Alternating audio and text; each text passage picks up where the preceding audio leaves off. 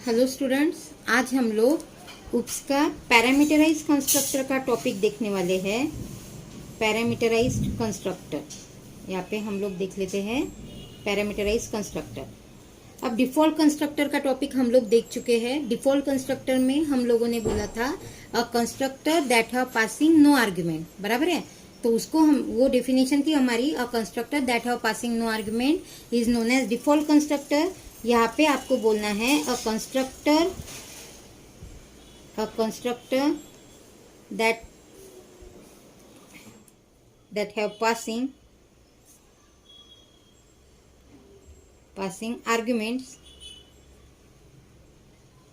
arguments is known as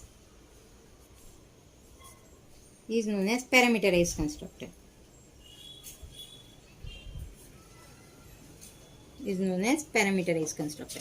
And a constructor that have passing no argument is known as default constructor, and a constructor that have passing an argument is known as parameterized constructor. ठीक है। Next point वही हम लोगों के पास जो थे, always declare in public section, they have no return type. ठीक है, तो वही पॉइंट यहाँ पे आपको कंसिडर करना है। लेकिन डिफॉल्ट कंस्ट्रक्टर का जो पॉइंट था हमारा कि कंस्ट्रक्टर को कॉल करने की जरूरत नहीं है, यानी constructor is automatically invoked when you are creating an object, बराबर है। तो हम लोगों को पैरामीटराइज कंस्ट्रक्टर में, यानी पैरामीटराइज कंस्ट्रक्टर को कॉल करने की जरूरत है। तो हम लोग यहाँ पे लिख सकते हैं parameterise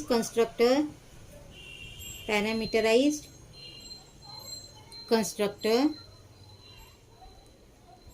cannot access directly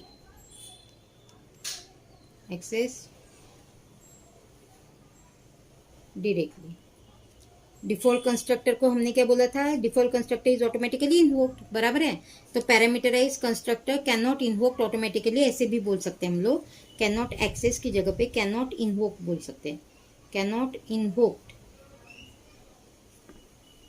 automatically, बराबर है। अब इसको अगर आपको कॉल करना है तो आप लोग दो वे से इसको कॉल कर सकते हैं। It's calling in two ways. It's calling in two ways. यहाँ पे आप लोग इसको दो वे से कॉल कर सकते हो, बराबर है।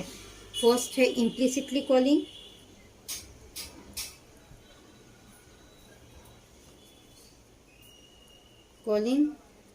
और सेकंड है explicitly calling. Implicitly calling and explicitly calling, बराबर है। अब इम्प्लिसिटली कॉलिंग का सिंटैक्स हम लोग देख लेते हैं। Syntax for implicitly calling.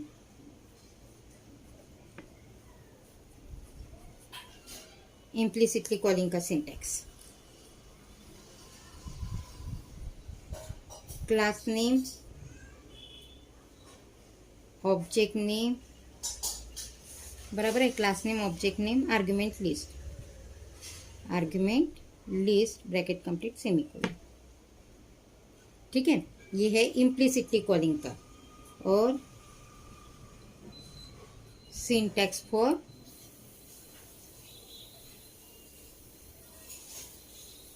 Explicitly calling.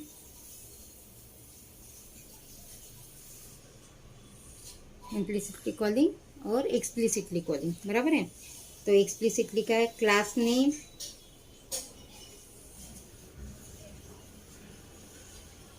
Object name equal to class name argument list. तो ये दो वे है, आप लोग आपके पैरामीटराइज कंस्ट्रक्टर को कॉल कर सकते हो, implicitly calling and explicitly calling. ठीक है, अभी हम लोग इसका प्रोग्राम देख लेते हैं पैरामीटराइज कंस्ट्रक्टर का।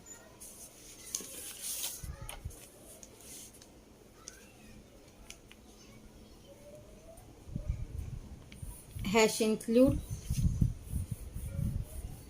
iostream.h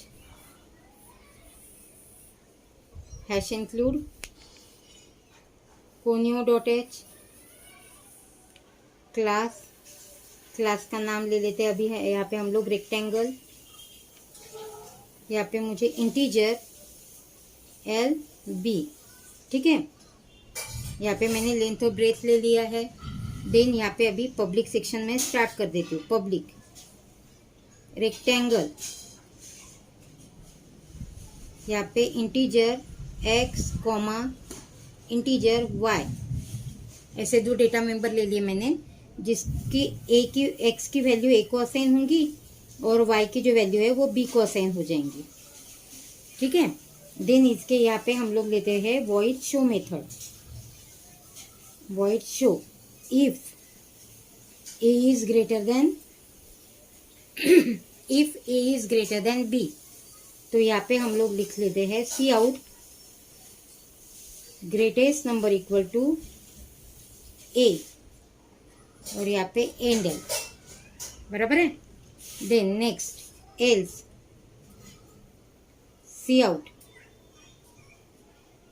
greatest number equal to b, और यहाँ पे एंड एल। यहाँ पे हमारा क्लास कंप्लीट, ठीक है।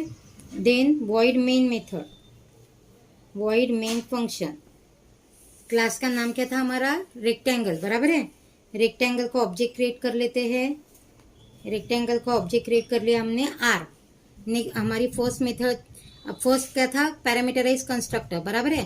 पैरामीटराइज कंस्ट्रक्टर को हम लोग इम्प्लिसिटली एक्सप्लिसिटली कॉल कर सकते हैं, तो हम लोग यहाँ पे इम्प्लिसिटली कॉलिंग देखते हैं।